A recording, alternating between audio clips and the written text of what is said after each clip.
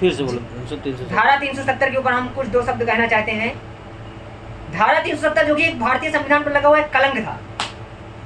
एक तरफ जहां देश के अन्य राज्यों का अपना कोई ध्वज नहीं है, अपना कोई संविधान नहीं है, बात बहुत अच्छी है।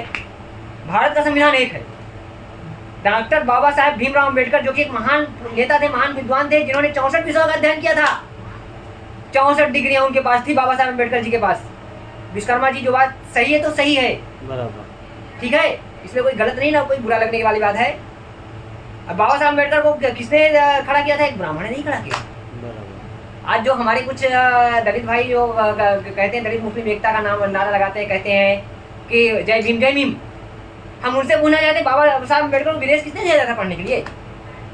बड़ोदरा के गायकवाड़ रियासत के शासक ने भेजा, सयाजी गायकवाड़ ने भेजा था। कौन थे? मराठा ब्राह्मण थे, जिन्होंने बाबा साहब अम्बेडकर को विदेश भेजा था पढ़ने के लिए,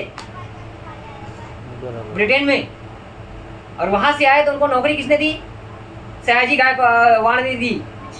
भले उनके साथ गलत हुआ, मनुवादियों ने गलत किया, कुछ मनु स्मृति को मानने वाले, गलत व्याख्या करने वाले लोगों ने, ठीक है, लेकिन जिस बाबा साहब अम्बेडकर ने संविधान बनाया, उन्होंने धारा 370 लगाने से मना किया था।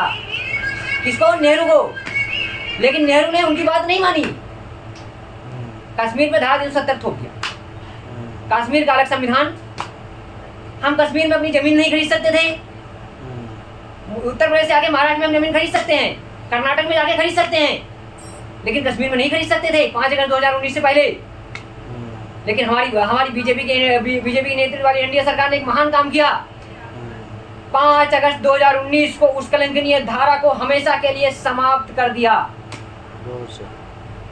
वो दिन 5 अगस्त 2019 का दिन सोमवार थी था, वो भी दिन भूलना नहीं चाहिए, जब धारा 370 इस कलंकनीय धारा को हमारे देश के पवित्र संविधान से बाहर किया गया।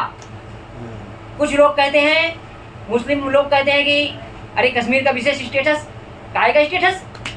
अगर कश्मीर को विशेष स्टेटस दिया गया तो महाराष्ट्र में हिंदू बहुल राज्य है ना, इसका क्यों नहीं? गुजरात में हिंदू बहुल राज्य है, उत्तर प्रदेश में हिंदू बहुल राज्य है, कश्मीर को ही क्यों? कश्मीर को अगर एक रूप में लाया गया तो गलत क्या है इसमें? सिर्फ एक धर्म के नाम पर विशेष स्टेटस दे दो किसी राज्य को।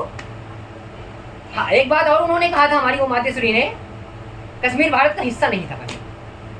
इतना गलत बात कह दिया था बच्चों के सामने।